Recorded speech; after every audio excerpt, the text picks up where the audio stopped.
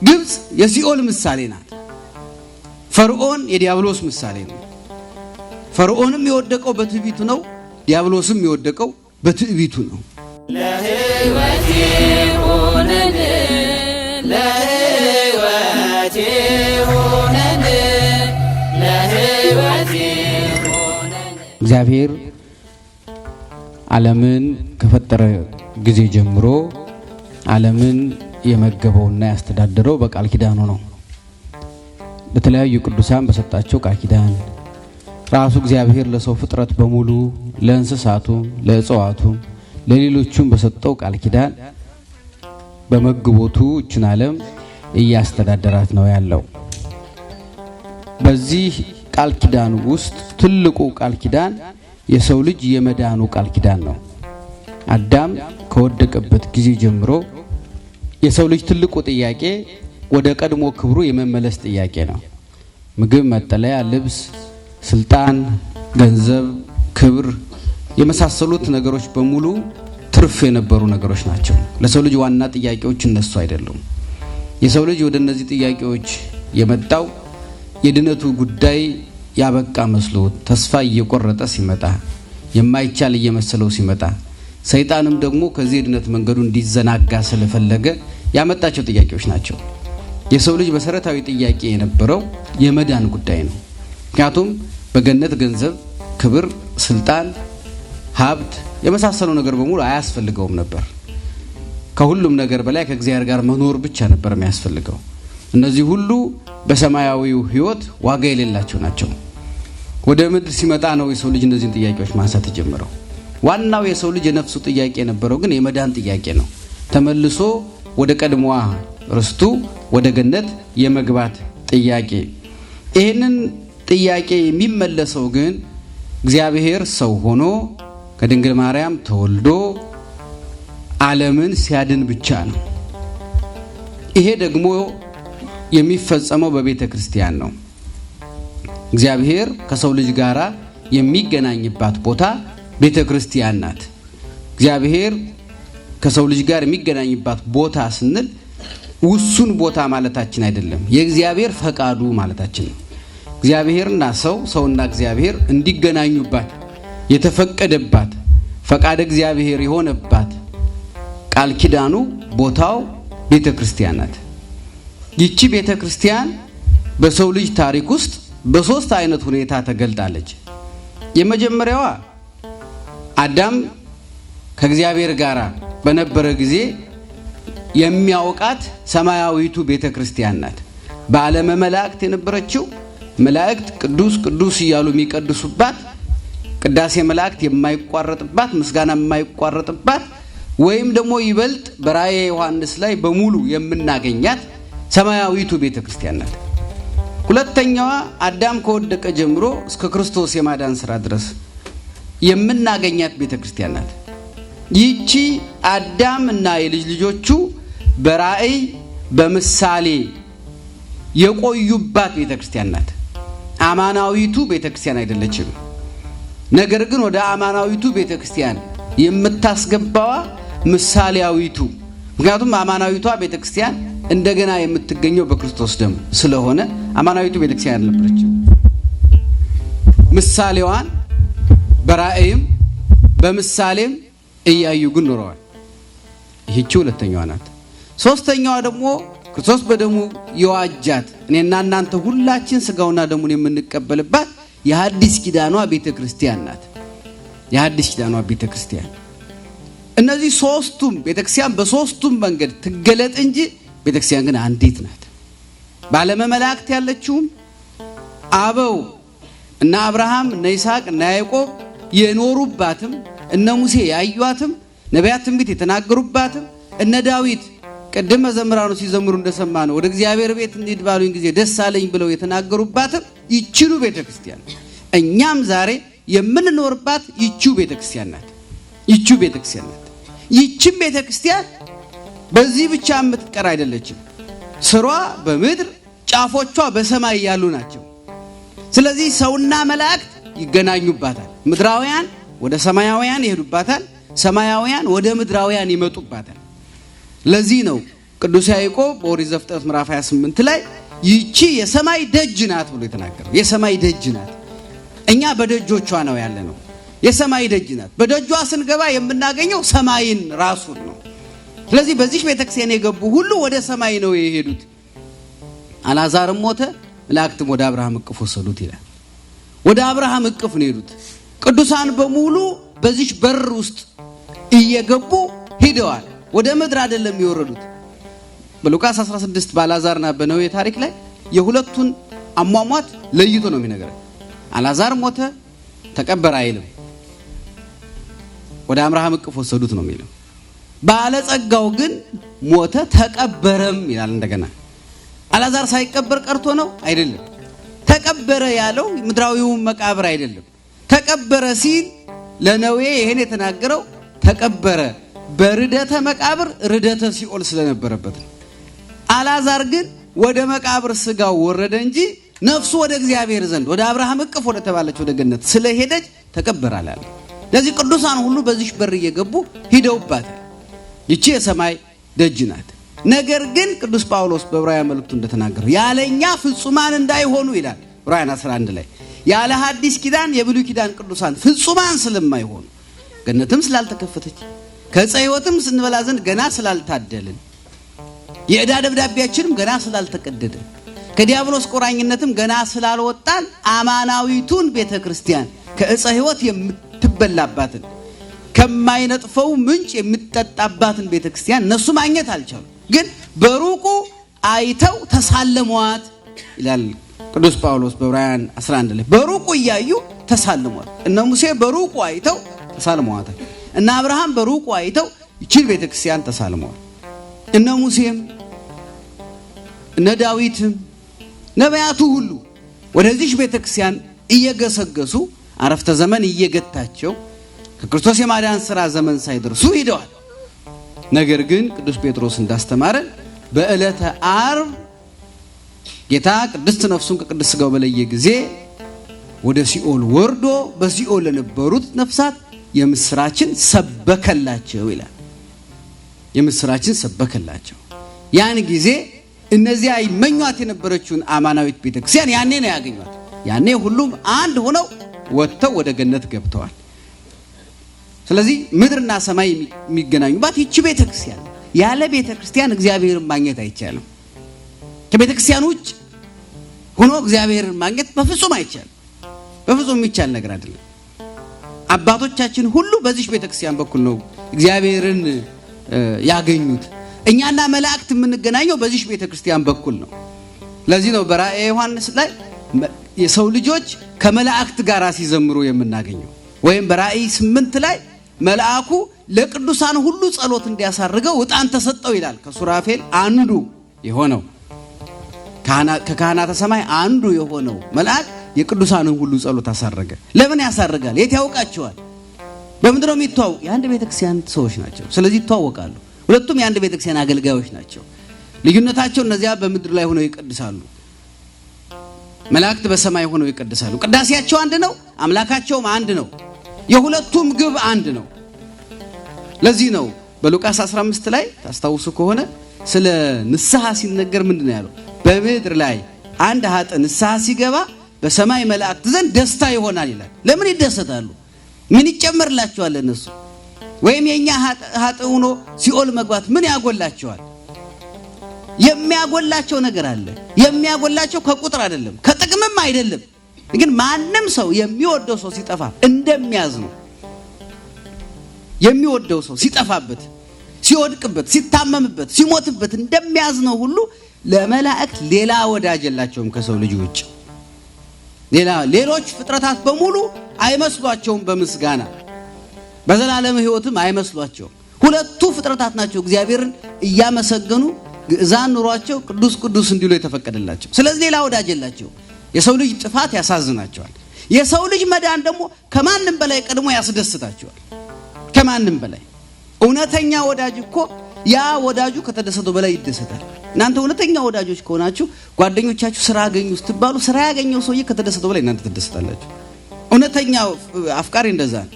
እገሌኮ እንዲህ አይነት ነገር አገኘ ሲባል ያገኘው ሰው እንኳን ያልተሰማውን ደስታ እውነተኛ ወዳጁ ይሰማዋል። ለዚህ ነው ንስሐ ገቢው እንኳን ያልተሰማውን ደስታ ንስሐውን የሰሙት መላእክት የተደሰቱት። የሰው ልጅ አሁን በፊታችን ገና እንደምናከብረው አምላክ ሰው ሲሆንና የሰው ልጅ ድነት ሲጀመር ከራሱ ከሰው ቀድመው ቤተልሔም የተገኙት መላእክት ናቸው። ከራሱ ከሰው እንኳን ቀድመው ማለት ነው። ሰው በኋላ ነው የመጣው። ለምንድን ነው? የሰው ልጅ መዳንና ወደ ጥንት ክብሩ ተመልሶ አብሯቸው ማገልገሉን፣ አብሯቸው መቀደሱን፣ አብሯቸው ማመስገኑን ይወዱታል፣ ይፈልጉታል። በዕብራውያን መልእክቱ ቅዱስ ጳውሎስ ምዕራፍ 1 መጨረሻ ላይ የሚናገረው አንድ ቃል አለ ስለ ቅዱሳን መላእክት። እነዚህ ሁሉ የእግዚአብሔርን ሰዎች ወይም የእግዚአብሔርን አገልጋዮች ወይም ደግሞ ክርስቲያኖችን ለማገልገል የሚታዘዙ ናቸው ይላል። እነዚህ ሁሉ መላእክት ክርስቲያኖችን ያገለግላሉ።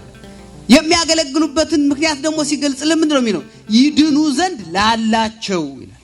ይድኑ ዘንድ ያላቸውን ይራዳሉ። ወደ መዳን ጉዞ የሚሄዱትን ክርስቲያኖች ይረዷቸዋል፣ ያግዟቸዋል። ለምንድን ነው የሚያግዟቸው? የሁለቱም ጠላት አንድ ጠላት ነው የነበረው። ዓለመ መላእክትን የበጠበጠውና በመላእክት ዓለም ነውጥ ያስነሳው ይሄው ዲያብሎስ ነው። ይሄንን ዲያብሎስ እነዚህ መላእክት ተዋግተው እንደ ራእይ 12 ተዋግተው አሸንፈውታል። ይሄው ሰይጣን ነው በሰማይ ያለችው ቤተክርስቲያን ሊበጠብጥ ቅዳሴ ሊያስታጉል ፈልጎ ሲሸነፍ ወደ ምድር ወርዶ አሁንም የሰው ልጅ ቅዳሴ ለማስታጎል የሚተጋው የሁለታችንም ጠላት ይሄው ዲያብሎስ ነው። ይሄ ጠላት እንዴት ነበር የተሸነፈው? እንዴት ተሸነፈ? ማን አሸነፈው? እንዴትስ ብናረግ ድል ልንነሳ እንችላለን? ይሄን ትምህርት ማግኘት የምንችለው ከአሸናፊዎቹ ከመላእክት ነው። ከኛ በፊት ተዋግተውታል፣ ከኛ በፊትም አሸንፈውታል። እንዴት እንዳሸነፉት ያውቃሉ። ስለዚህ ይረዱናል፣ ያግዙናል። ያ የቀድሞ ጠላታቸውን እኛም እንድናሸንፈው ይራዱናል እና እንድንድንና አብረናቸው ያን ዘላለማዊ ቅዳሴ እንድንቀድስ። ይህችን ቤተክርስቲያን አሁን እኛ ቤተክርስቲያን ስንል ቤተክርስቲያን ማለታችን ይህችን ቤተክርስቲያን ዛሬ በብዙዎች ዘንድ ቤተክርስቲያን መቀለጃ ስለሆነ እንደው ለብዙዎቻችን ማሾፊያ ስለሆነ ከዚህ አስተሳሰብ ወጥተን ሌላ እንደ ካምፓኒም እንደ ንግድ ድርጅትም እንደው እንደ ሰዎች መሰብሰቢያም እንደ ማህበራዊ ጉዳይ መሸመቻም እንደው እንደ ሰላማዊ ሰልፍ መገናኛም አድርገን ቆጥረናታ። እሱ አይደለም ቤተክርስቲያን፣ እሱ አይደለችም ቤተክርስቲያን። ይሄ እግረ መንገድ የሚሰራ ስራ ነው። የቤተክርስቲያን ተልእኮ ግን እሱ አይደለም። የቤተክርስቲያን ተልእኮ ሰማይና ምድርን ማገናኘት ነው። ሰማይና ምድር የሚገናኙባት ያዕቆብ መሰላላት እሷ ያዕቆብ ከምድር ሆኖ እግዚአብሔርን ያየባት ሰውና መላእክት የተገናኙባት መሰላል ናት። እሷ ናት ቤተክርስቲያን የሚላት። ይቺ ቤተክርስቲያን ማን ናት የሚለውን በብሉይ ኪዳን ከተሰጡት ምሳሌዎች አንዱ የሆነውን የረዓብን ቤት መሰረት አድርገን እናያለን።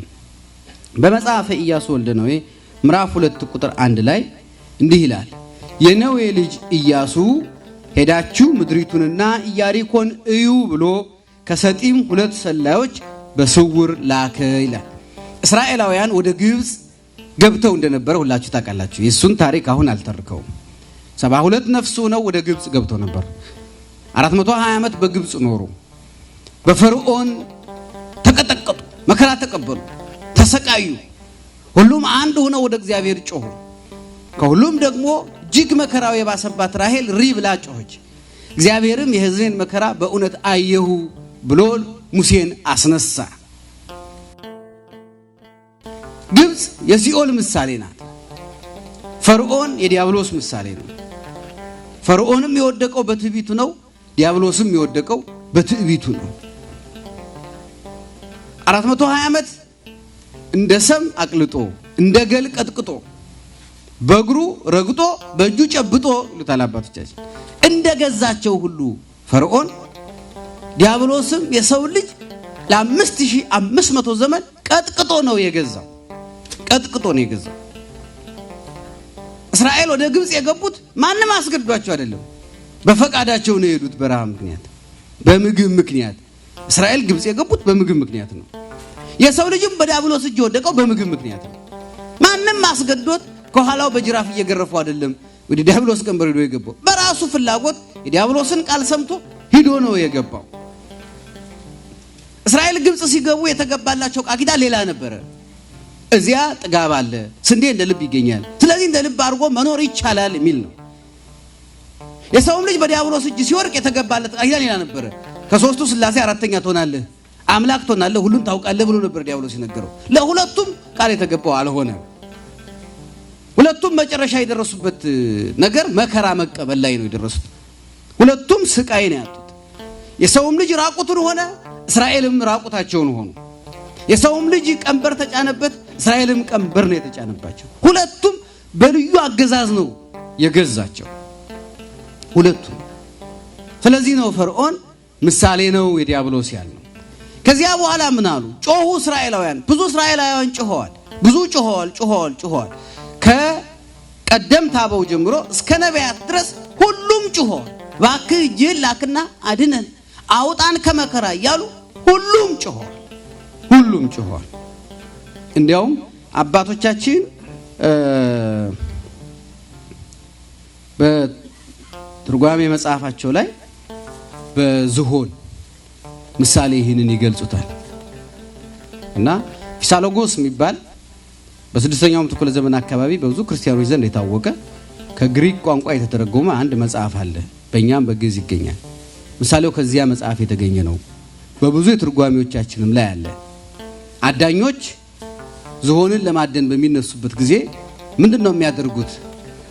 ዝሆን ምድር ላይ ወድቆ መነሳት ስለሚከብደው የሚተኛው ዛፍ ተደግፎ ነው። ስለዚህ የሚደገፍበትን ዛፍ ያጠኑና አዳኞቹ ምን ያደርጋሉ? ያን ዛፍ ግማሽ ድረስ ቆርጠው ሳይወድቅ ትንሽ ይተውታል። ዝሆኑ እንደለመደው መጥቶ እሱን ይደገፋለሁ ሲል ይወድቃል። መነሳት አይችልም። እዚያው ሆኖ ይጮሃል። ከዚያ በኋላ እነማን ይመጣሉ? ትንንሾቹ ይመጣሉ። ድምፁን ሰምተው ሊያነሱት ይሞክራሉ፣ አይነሳላቸው። ስለዚህ እነሱም አብረው ተያይዘው ይጮሃሉ። ከዚያ ግን ትልቁ ወይም ወጣቱ ጉልበት ያለው ይመጣና ያነሳዋል በኩምቢው። ያ ዝሆን ዛፉን ተደግፎ እንደወደቀው ሁሉ አዳምም በዕፀ በለስን ተማምኖ በሷም ብበላ አምላክ ሆናለሁ ብሎ ነው የወደቀው። መጀመሪያ ትንንሾቹ መጥተው ሊያነሱት ሞክረዋል፣ አልቻሉም፣ ጮሁ። ከአዳም ከራሱ ጀምሮ ብዙዎች መጥተው አዳምን ለማንሳት ጸሎት ጸልየዋል፣ ምህላ አቅርበዋል፣ የበግና የላም መስዋዕት ሰውተዋል። ሊያነሱት አልቻሉም። ስለዚህ አብረውት ጮኸዋል። መጨረሻ ግን ኢየሱስ ክርስቶስ ራሱ መጥቶ የወደቀውን አዳም እንደገና አንስቶታል። ልክ እንደዚህም ሁሉ እስራኤል ሲጮሁ ኖሩ። በመጨረሻ እግዚአብሔር ራሔልን እንባ ተቀብሎ ተነሳ። ሕዝቤን እስራኤልን አወጣለሁ ከዚህ ልቀቅ፣ ሕዝቤን ልቀቅ። እንዲያውም ደጋግሞ ለፈርዖን ይለው የነበረው እንዲሰውልኝ ሕዝቤን ልቀቅ ነበር የሚለው። ፈርዖን ብዙ ጊዜ የሚጠይቀው እዚሁ ይሰው ነበር የሚለው። እዚሁ ለምን አይሰው? የግድ ከዚህ መውጣት አለባቸው ወይ ለመስዋዕት ለማቅረብ? ለምን እዚሁ ሆነው አይሰውም ይለው ነበር። የለም እንዲሰውልኝ ሕዝቤን መልቀቅ አለብህ። ለምንድን ነው እንደዛ ያደረገው? ለምን ግብጽ ሆነው አይሰውም? ለእግዚአብሔር የተመረጠ ቦታ አለው። የፈለግንበት ጋር ይሄድን በፈለግነው መንገድ ለእግዚአብሔር መስዋዕት ልናቀርብ አንችልም። እግዚአብሔር የሥርዓት አምላክ ነው። በመረጠው መንገድና በመረጠው ቦታ እንጂ በመረጥነውና በመረጥነው ቦታ አይደለም እግዚአብሔር የሚመሰገነው። እኛ ስለፈለግን አይደለም። በነገራችን ላይ ክርስትና ማለት ፈቃደ ሰብ አይደለም፣ ፈቃደ እግዚአብሔር ነው። ሰዎች የእግዚአብሔርን ፈቃድ ይፈጽማሉ እንጂ እኛ ፈቃዳችንን ለእግዚአብሔር ለማስፈጸም የምንመጣበት አይደለም። ለብዙዎቻችን ቤተክርስቲያን ማለት ፈቃዳችንን ለማስፈጸም የምንመጣበት ቦታ ነው። እሱ አይደለም። የእግዚአብሔርን ፈቃድ ለመፈጸም ነው የመጀመሪያው የቤተክርስቲያን መሰረቷ። እግዚአብሔርን ፈቃድ ክርስቲያኖችን መምጣት ያለብን እግዚአብሔርን ፈቃድ ለመፈጸም ነው። አስቀድማችሁ መንግስቱን ፈልጉ የቀረው ሁሉ ይጨመራል ነው የተባለው። እኛ የምንሳለው ስለት ከሌለ፣ የምንለምነው ልመና ከሌለ፣ ስጠን የምንለው ነገር ከሌለ ወይም አንዳች ነገር ካልፈለግን አንመጣ። ለምንድን ነው? የቤተክርስቲያን ዓላማችን ነው የኛ። ወደ ቤተክርስቲያን የምንመጣው ልናስፈጽም እንጂ ልንፈጽም ስላልሆነ ማለት፣ ልናስደርግ እንጂ ልናደርግ አይደለም፣ ልናዝ እንጂ ልንታ የሚታዘዝ አይደለም። ይሄ ግን አይደለም ቤተክርስቲያን። ለዚህ ነው አንተ ባልከው መልኩ አያመልኩኝም፣ እኔ ባልኩት መንገድ ነው የሚያመልኩኝ። ስለዚህ ልቀቅ። እዚህ አምልኮ ጣዖት በሚሰራባት ኃጢአት በሚሰራባት ይሄ ሁሉ ነገር ባለባት በግብጽ ውስጥ ይሄ ነገር ሊሰራ አይችልም። ሕዝቤን ልቀቅ፣ ወደ ደብረ ሲና ይሂድ፣ በደብረ ሲና ነው የሚሰዋልኝ እያለ ደጋግሞ ይነግረው ነበር።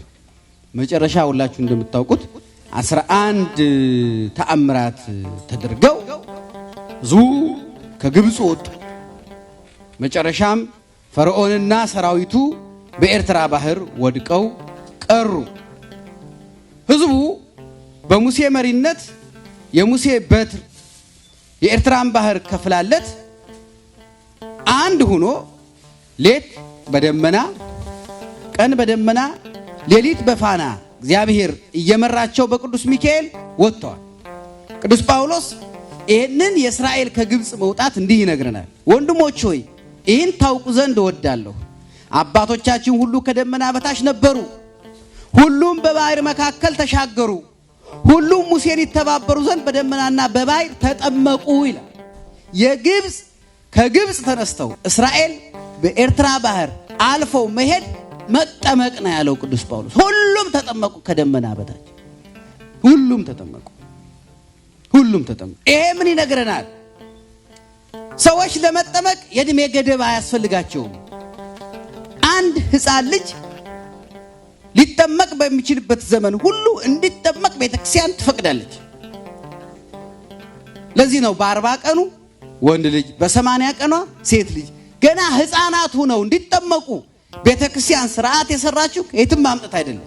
እስራኤል ከግብጽ ወጥተው ወደ ከነዓን የኤርትራን ባህር መሻገራቸው የጥምቀት ምሳሌ ነው። እነዛ የተሻገሩ ሰዎች ሕፃናት ነበሩ፣ ወንዶች ነበሩ፣ ሴቶች ነበሩ፣ አረጋውያን ነበሩ፣ ወጣቶች ነበሩ፣ ጎልማሶች ነበሩ። ሁሉም ነው የተሻገሩት፣ ሁሉም ተጠመቁ ተብሏል። ዛሬም ቤተክርስቲያን አንድ ሰው በ40 ዓመቱ ቢመጣ ሳይጠመቅ ኑሮ ታጠምቀዋለች። በ50 ዓመቱም ቢመጣ ሳይጠመቅ ኑሮ ታጠምቀዋለች። እንደገና ደግሞ ሕፃናት ወደ እኔ የመጡ ዘንድ አትከልክሏቸው፣ መንግስተ ሰማያት እንደነዚህ ላሉት ናትና ስለተባለ ደግሞ ሕፃናትንም ታጠምቃለች። አንዳንዶች ሕፃናትማ ወደ ቤተክርስቲያን ይምጡ የተባለው በአካል ነው እንጂ በጥምቀት አይደለም ብለው የሕፃናትን ጥምቀት የሚከለክሉ አሉ። እንዴ በአካልም አይደለም። ሰው በመንፈስ ሳይመጣ በአካል ለትል ቤተክርስቲያን ይመጣል? እንዴት አድርጎ ይመጣል? እነዚህ ሕፃናት መጥተው አስቀድሰው ተጠምቀው ካልቆረቡ ምን ጥቅም አለው ታዲያ? ምን ረብ ጥቅም አለው? ስጋውን ካልተቀበሉ ደሙን ካልጠጡ ምንድነው ጥቅሙ? ቤተክርስቲያን መምጣት። ቤተክርስቲያን እኮ ሌላም ሰው እኮ ሊመጣ ይችላል። ብዙዎች እኮ ይመጣሉ፣ ሳያምኑም ሊመጡ ይችላል። ይሄ የኤርትራን ባህር መሻገራቸው መጠመቅ፣ ሁሉም በባህር ተጠመቁ ብሎ ቅዱስ ጳውሎስ ነግሮናል። በዚህ መሰረት ተጠምቀው አለፉ። ወደ ከነዓን ሲመጡ አንድ ትልቅ ችግር ነው የገጠማቸው። ያም ምንድነው? እስራኤል ከአገራቸው ተነስተው ከነዓን ሲገቡ አገሪቱ ሰላም ነበረች፣ ማንም አልነበረባት። አሁን ግን ከግብጽ ተነስተው ወደ ከነዓን ሲመለሱ ቦታው ተይዞ ጠበቃቸው። ከነዓናውያን፣ ምድያማውያን፣ አሞራውያን፣ አማሌቃውያን ቦታውን ይዘውታል። በተለይ ደግሞ ኢያሪኮ የምትባል በ7 ዙር ግንብ የታጠረች ከተማ ተሰርታ ጠበቀቻቸው። ኢያሪኮ በዓለም ላይ አሮጊቷ ከተማ የምትባለው እሷ ናት። ጥንታዊቷ ከተማ፣ ከከተሞች ሁሉ እናት ተብላ የምትቆጠረው እሷ ናት። ዝቅተኛ ሙቀቷ እስከ 40 ዲግሪ ሴንቲግሬድ የሚደርስ በጣም ሞቃት፣ ነገር ግን በአካባቢዋ ውሃ ስለነበረ ጠንካራ የጥንታዊ ምሽግ ሰርተው ማንም የማይደፍራት ከተማ የምትባል ናት። ህዝቦቿ የሚያመልኩት የጨረቃ አምልኮት ነው። ኢያሪኮ ማለት የጨረቃ ከተማ ማለት ነው ራሱ ስሟ። ይችን ትልቅ ከተማ ሰርተው ጠበቋቸው። ሲሄዱ እሷ አልነበረችም፣ ሲመጡ ግን ይሄን ጠበቁ። ለምን? ከዚህ የምንማረው ነገር ስላለ። ጥሎ መሄድ በጣም ቀላል ነገር ነው፣ ተመልሶ መምጣት ግን በጣም ከባድ ነው። እስራኤል ሲሄዱ 40 ቀን ነው የፈጀባቸው፣ ሲመለሱ 40 ዓመት ነው የፈጀባቸው።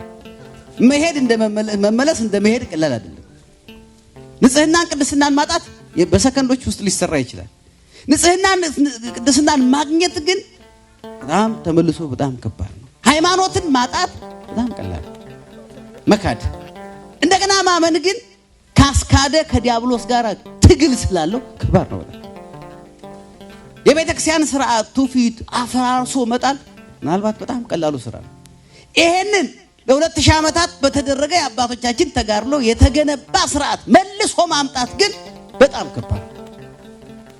ከባድ መስራት እንደ ማፍረስ ቀላል አይደለምና ግራኝ አህመድ እንኳን በአገራችን ያጠፋቸው ብዙ ጥፋቶች ባለፉት 300 ዓመታት እንደገና ሊታረሙ አልቻሉ። ብዙ ነገሮች ኢትዮጵያውያን በአንዲት ሴትና በአንድ ወንድ ብቻ ጸንተው የሚኖሩ ክርስቲያኖች ነበሩ። ጥንታዊ መዛግብቶቻችን በሙሉ የሚነግሩን ይሄን። ግራኝ አህመድ በኋላ ግን አንድ ወንድ ብዙ ሴቶች፣ አንድ ሴት ብዙ ወንዶች ጋር መሄድ ተለመደ። በብዙ ትምህርት ይሄን ማስቀረት ገና አልተቻለም። እኛም ከዘመናዊ የምንባለው ሰዎች እንኳን ይሄ በሽታ ተጋብቶብናል። በኢትዮጵያውያን ዘንድ መፋታት በጣም ነውር ነበር። በጣም ነውር። ከግራኝ በኋላ ግን መፋታት ነውር መሆኑ ሁሉ እስኪቀር አሁን በብዛት ከመጋባት በላይ መፋታትን ነው የምንሰማው ዜና። ይሄን ጠባሳ ማረም አልቻለም። ክርስቲያኖች እያንዳንዳቸው ስጋው ደግሞ የሚቀበሉ ነበሩ። እንዲያውም በዛ ዘመን የነበረው የአንድ ሰው ቅጣት አንድ ክርስቲያን ሲያጠፋ ስጋው ደግሞ አትቀበልም ብለው ነበር የሚቀጡት። ዛሬ ስጋው ደግሞ ቅጣት መሆን አልቻለም። ለምን? የሚቀበልም ስለሌለም እንዴት ይቀጣል? ለኛ አሁን ስጋው ደግሞ ተቀበሉ የሁል ጊዜ ትምህርቱና ገርሎቻችን ድርሳኖቻችን ስናነብ ግን ኢትዮጵያውያን ሁሉ ስጋው ደግሞ ይቀበሉ እንደነበር ይነግረናል።